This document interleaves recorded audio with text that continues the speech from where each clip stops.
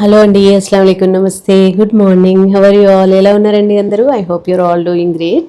So నా videos, నా రెండు ఛానల్స్ ఫాలో అయ్యే వాళ్ళు చాలామంది అడిగే కామన్ క్వశ్చన్ ఏంటి అంటే, అసలు మీరు ఈ పనులన్నీ ఎలా చేయగలుగుతారు అనేసి.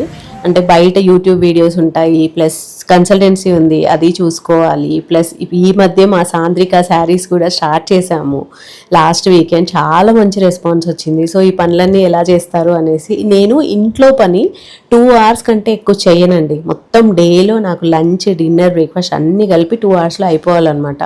సో అన్ని పనులు అవ్వాలి అంటే ఒక స్ట్రక్చర్డ్ ప్లానింగ్ ప్రకారం చేసుకోవాలి.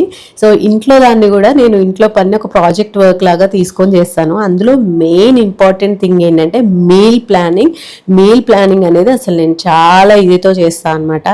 ఈవెన్ మేము మొన్న పోచంపల్లి వెళ్ళి వీవర్స్ని కలిసి ఇంత పని చేసుకున్నా కానీ ఇంట్లో వంట చేసి ఇంటి ఫుడ్ బాక్స్లో ప్యాక్ చేసుకొని వెళ్ళాము. సో అంత ప్లానింగ్ అవుతుంది అంటే దానికి రీజన్ ఒకటే, ఇంట్లో అన్ని కూడా రెడీగా పెట్టుకోవడం. ఇవాల్టి వ్లాగ్లో నేను ఎలా అన్ని సెట్ చేసుకుంటాను, ఇంట్లో పని ఎలా ఈజీగా చేసుకుంటాను అనేది చూపిస్తాను. ఇవాళే వెజిటబుల్స్ తెచ్చుకున్నానండి. సో ఈ అల్లం ఉంది కదా, దానికి చాలా మట్టి ఉంటుంది. సో 2 to 4 hours దాన్ని అట్లా నానబెట్టేస్తాను. నేను నానబెట్టేసి మధ్య మధ్యలో వాటర్ చేంజ్ చేస్తూ ఉంటాను అనమాట. టీలోకి ఈ అల్లం లాస్ట్ మంతే నేను జింజర్ గార్లిక్ పేస్ట్ చేసి పెట్టుకున్నా. ఇంకొక 1 month దాకా నాకు జింజర్ గార్లిక్ పేస్ట్ అవసరం లేదు, కానీ అల్లం టీ మాత్రం నాకు కంపల్సరీ. కాబట్టి ప్రతిరోజు ఈ అల్లంని తీసి గ్రేట్ చేసి మళ్ళీ కడిగి అట్లా కాకుండా ఒకేసారి చేసి పెట్టుకుంటా. ఇట్లా వాష్ చేస్తున్నా కదా, డ్రై చేసేసి చిన్న చిన్న పీసెస్ కింద కట్ చేసుకొని బాటిల్లో వేసి పెట్టుకుంటా అనమాట. అండ్ ఆ తర్వాత ఈసారి నేను చాలా లీఫీ వెజిటబుల్స్ తీసుకొచ్చానండి. ఎందుకంటే మళ్ళీ వర్షాలు ఎక్కువ అయ్యాయనుకోండి, ఎక్కువగా ఆకుకూరల మీద బురద అదంతా ఉంటుంది. ఇప్పుడే తెస్తే బెటర్ అని, కానీ ఇప్పటికే స్టార్ట్ అయిపోయింది, చాలా బురద ఉంటుంది. సో కొత్తిమీర యాక్చువల్గా కడిగి పెట్టాలి అనిపించింది నాకు, కానీ కడిగి పెడితే పాడవుతుంది అనేసి రూట్స్ అయితే తీసేసి ఒక బాక్స్లో పెడుతున్నాను. ఎంతైనా రైనీ సీజన్లో మీల్ ప్లానింగ్ ఇంకా కష్టమండి. ఇంకా కొత్తిమీర అది పెట్టేటప్పుడు ఏవైనా ఆకుకూరలు మనం స్టోర్ చేసేటప్పుడు కింద ఒక టిష్యూ పైన ఒక టిష్యూ వేస్తే పాడవకుండా ఉంటుంది.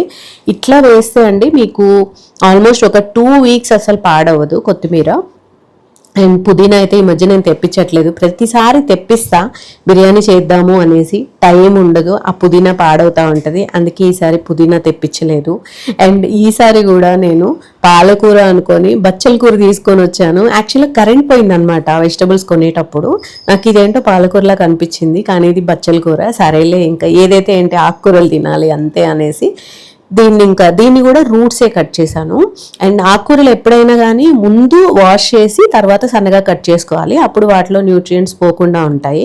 అందుకే సన్నగా కట్ చేసి పెట్టను, నార్మల్గా ఇట్లా బేసిక్ థింగ్స్ చేసేసి పెట్టేస్తాను అనమాట.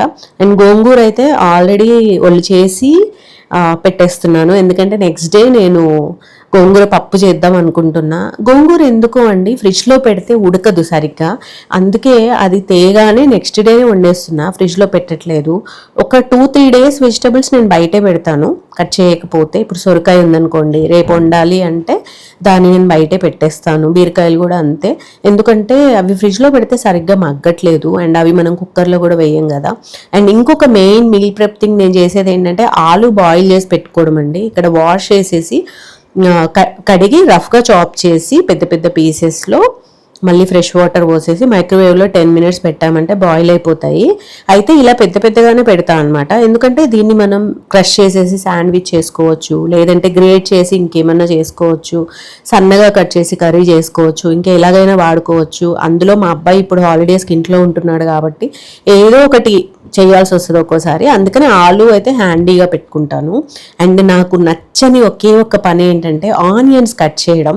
సో మీల్ ప్రెప్లో ఒక 5 నిమిషాలు టైం తీసుకొని నేను ఏం చేస్తాను అంటే ఇవాళకి రేపటికి ఆనియన్స్ కట్ చేసి పెట్టుకుంటా. స్టార్టింగ్లో నాకు తెలియక ముందు నేను ఎక్కువ రోజుల్లో కూడా కట్ చేసి పెట్టుకునేదాన్ని, బట్ తర్వాత తెలిసింది ఏంటంటే ఆనియన్స్ అలా కట్ చేసి పెట్టుకోకూడదు అని. సో అందుకే జస్ట్ ఇవాళకి రేపటికి మాత్రమే కట్ చేస్తున్నాయి ఈ మధ్య. నాకు మీల్ ప్రెప్ ఎలా అలవాటైంది అంటే, మా బాబుకి 1 year ఉన్నప్పుడే మేము యూఎస్కి వెళ్ళాము.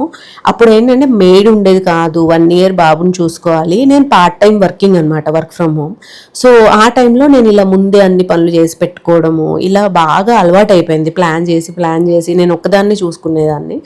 సో ఇంకా ఫుల్ యాక్టివ్ ఉంటారు కదా పిల్లలు, నడవడం స్టార్ట్ చేసి ఆ టైంలో. సో ఇంకా అట్లా ప్లాన్ చేసి పనులు చేసుకోవడం అలవాటు అయిపోయింది, మెయిడ్ లేకుండా చేసుకోవడం అలవాటు అయిపోయింది. అదే అలవాటు అనేది ఇప్పుడు కూడా క్యారీ ఆన్ అవుతుంది అనమాట. సో మీరు అనుకోవచ్చు బాగా బిజీగా ఉన్నప్పుడే ఇలా మీల్ ప్రెప్ చేసి పెట్టుకుంటారా అని. అట్లేం లేదండి, నేను ఖాళీగా ఉన్నా సరే ఆ వీక్ అంతా నేను ఖాళీగా ఉంటా అని తెలిసినా కానీ నేను మీల్ ప్రెప్ చేసుకుంటా. చుట్టాలు వస్తున్నారు అన్నా చేసుకుంటాను, చుట్టాలు ఉన్నారన్నా చేసుకుంటాను, ఏదైనా సరే ఇదైతే నడుస్తూనే ఉంటుంది అనమాట. ఇంకా మునక్కాడలు వచ్చేసి కొద్దిగా ఎక్కువే తీసుకున్నా. నేను అనుకున్న సాంబార్కి మునక్కాయ టమాటా కర్రీకి కూడా వస్తుంది అనుకున్నాను అనమాట. బట్ తీరా అవన్నీ ఎండ్స్ తీసేసి పొట్టు తీసి చూస్తే ఎన్ని అవ్వలేదు అసలు. సో మా హస్బెండ్ ఏమో సాంబార్లో మునక్కాయలు అంత ఇష్టంగా తినరు, మునక్కాయ టమాటా అయితే మంచిగా తింటారు. రెండు అయితే అనుకున్నా, బట్ ఫైనల్గా చూస్తే కొన్నే ఉన్నాయి. సో ఇంకా ఏదో ఒకటి చేస్తా. ఏ కూర చేయాలి అనేది ఇంకా నేను మైండ్లో అనుకోలేదు, ఎందుకంటే ఈ మీల్ ప్రెప్ వీడియో తీసినప్పటికీ నాది సూపర్ బిజీ వీక్ అనమాట.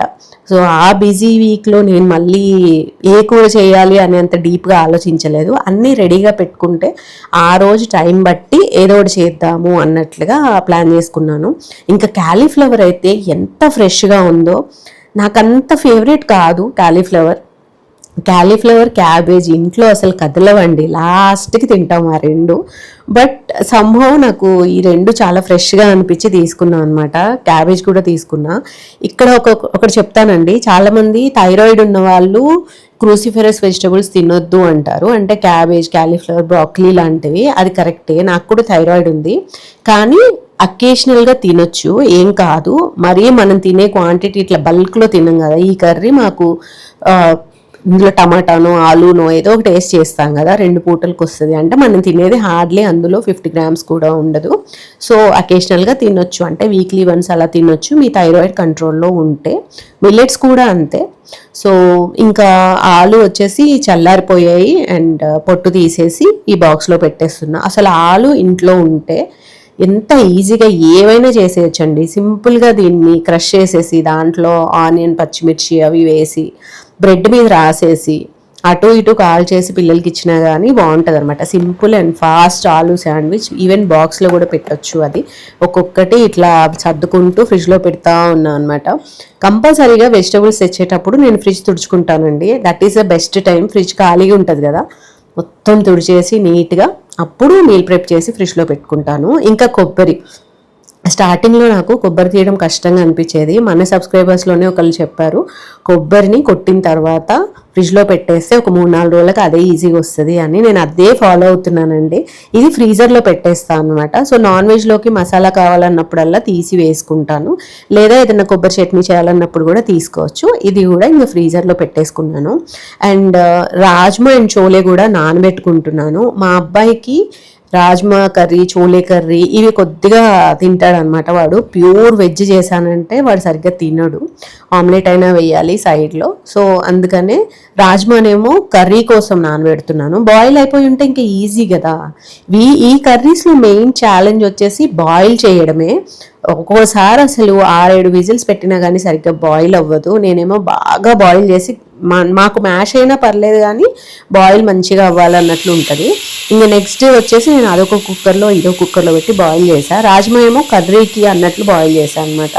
చోలే ఏమో గుగ్గిళ్ళు చేయడానికి ఉంటుంది అన్నట్లుగా బాయిల్ చేశాను. రాజ్మా ఈ రెండు చల్లారిన తర్వాత బాక్సెస్లో వేసి పెట్టేసుకుంటా. సో ఇట్లా హ్యాండీగా ఉన్నాయనుకోండి. ఇప్పుడు నేను పిండిలు ఎక్కువగా వేయట్లేదు ఈ బిజీలో. ఈ ఇంట్లోకి మారిన తర్వాత ఎస్పెషల్లీ అండి, రెంటల్ హోమ్లోకి వచ్చిన తర్వాత ఎలా ఉంది తెలుసా నా పరిస్థితి. అసలు ఒక్క నిమిషం కూడా టైం ఉండట్లేదు అనమాట. బయట పనులు ఎక్కువైపోయాయి. సో దానివల్ల ఏంటంటే ఈ మీల్ ప్రెప్ ఇంకా ఇంపార్టెంట్ అయిపోయింది. అండ్ పిండిలు ఎక్కువ వేయట్లేదు. ఒకవేళ నాకు ఓకే రేపు నేను దోశలు వేయాలి అనుకుంటే దోశ పిండి బయట నుంచి తెప్పించేస్తున్నాను అనమాట. ఇంక ఇప్పటి నుంచి వేయాలి. నెక్స్ట్ నేను గోల్ పెట్టుకున్నానండి, మీకు చూపిస్తా ఆ మీల్ ప్రెప్ అనేది నెక్స్ట్ వ్లాగ్స్లో. ఇంట్లో ఏవైతే గ్రాసరీస్ ఆల్రెడీ ఉన్నాయో వాటిని యూజ్ చేయాలి అని డిసైడ్ అయిపోయానండి ఇంకా.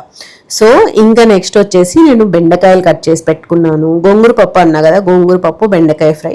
నెక్స్ట్ డేకి గోరుచిక్కుడుకాయలు కట్ చేసుకున్నాను, బీన్స్ కూడా కట్ చేసుకున్నాను. అసలు ఇలాంటి కూరగాయలు తీసుకుంటే నాకు ఒక్కోసారి ఎందుకు తీసుకున్నానా అనిపిస్తుందండి కట్ చేసేటప్పుడు. బట్ ఏంటంటే న్యూట్రియంట్స్ పరంగా మనం అన్ని తినాలి కాబట్టి డిస్కరేజ్ అవ్వకుండా ఇలా ముందే కట్ చేసి పెట్టుకుంటాను. అండ్ ఒక పక్క టొమాటో చట్నీ కూడా చేసుకుంటున్నాను. సో ఒక చట్నీ ఉంటుంది 2-3 రోజులకి. అండ్ ఇవన్నీ కూడా ఫ్రైలు చేసుకుంటూ పోతే ఇంకంతే అండి, ఈజీగా అయిపోతుంది వంట చేసుకోవడం అనేది. మా ఇంట్లో ఎవ్వరికి కూడా బయట ఫుడ్ తినడం అస్సలు ఇష్టం ఉండదు.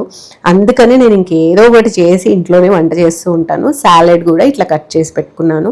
బీట్రూట్ తిన్నని తింటాము, మిగిలింది ఫ్రై చేసేస్తాను. సో ఇట్లా బేసిక్గా ప్లాన్ చేసుకుంటానండి. ఇది నేను ఎంటైర్ డే కూర్చొని చేశాను. నెక్స్ట్ వ్లాగ్స్లో ఇంకా ఏమేం చేస్తున్నాను, అసలు కరెంట్లీ ఏంది నా రొటీన్ అనేది కూడా చూపిస్తా. See you later, bye.